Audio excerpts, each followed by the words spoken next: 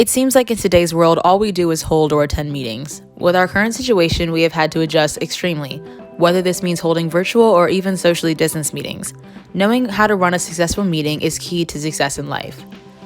No two meetings are the same, but most require a standard preparation and execution process, which we will cover today. There are multiple reasons as to why or how a meeting will be held. This can be based on size, reasons or motives, and specifically to us right now, virtual or in-person meetings. Here are a few simple statistics about meetings. 37% of employee time is spent in meetings, 60 meetings a month are administered by business professionals, 11 million business meetings happen every day in the US alone, 39% of business professionals admit to dozing off in meetings, and 63% of meetings do not have prepared agendas. In addition to these general statistics, 31 hours are spent in unproductive meetings per month, 73% of professionals admit to doing unrelated work in meetings, and 49% of meeting attendees consider unfocused meetings to be the biggest waste of time in the workplace. Overall, this means that meetings are a huge part of life and they need to be efficient. Most people dread meetings because they are unproductive and don't achieve their objectives. Here's what you can do to improve your meetings. Before the meeting, think about why a meeting may need to be held. Try to think of some topics that will call for a meeting. When deciding if a meeting is necessary, asking yourself these questions may help you to decide. What are you trying to achieve? What will be discussed? Who will be involved? How will it be run? And is there any other way to achieve this goal? After asking yourself these questions, it should be much easier to make your decision. To have success in a meeting, you need to know the main points and details that need to be prepared. Luckily, most of the principles are simple and self-explanatory. Just to list the main principles, make sure you know what you're trying to achieve, know how you will engage your audience, find a good location, finalize who will be attending, create a set agenda, know every role, and of course, hold your successful meeting. By doing these things, your meeting is set up for success. You should not invite people who don't have prior knowledge on the subject of the meeting or people who are not interested. This will only slow the meeting down and cause unnecessary flaws within the meeting.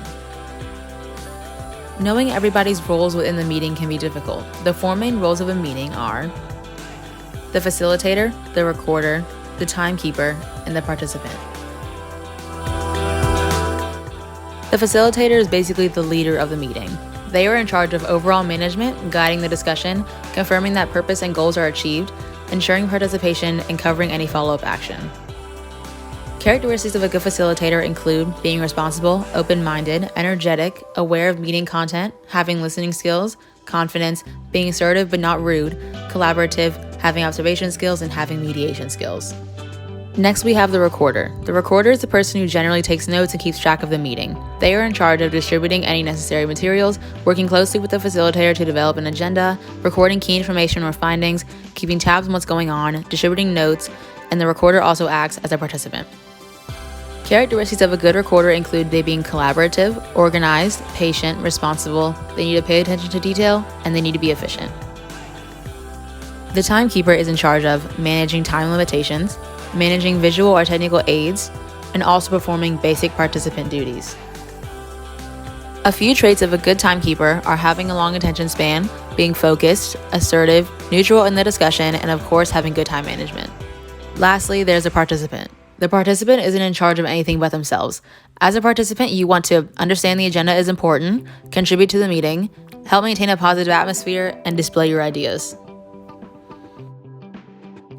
A good participant is participating, listening, showing self-discipline, they are professional, and they have a good attitude. What role do you think best fits you? Are you the facilitator, the recorder, the timekeeper, or are you a participant? Now it's time to make and execute an agenda. An official agenda is the meeting plan given out to participants.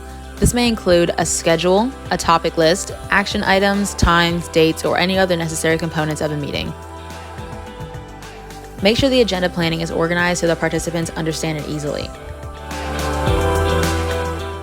The facilitator and other meeting leaders may have a more specific and complex agenda. This agenda may include an invite list, setup information, scripts, or anything like that. With an organized and well-done agenda, you're a step closer to ensuring that your meeting is successful. Make sure to remember to send the agenda to all participants a few days in advance so they can prepare.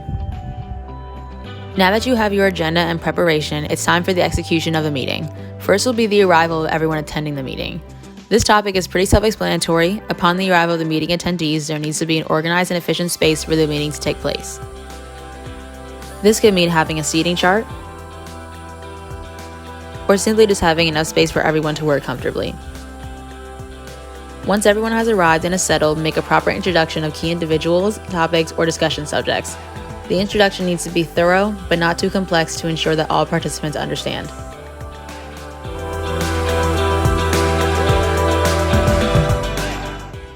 Now that an introduction has been made and everyone is settled, it is time to begin the meeting. A key part of a meeting is an engaged audience.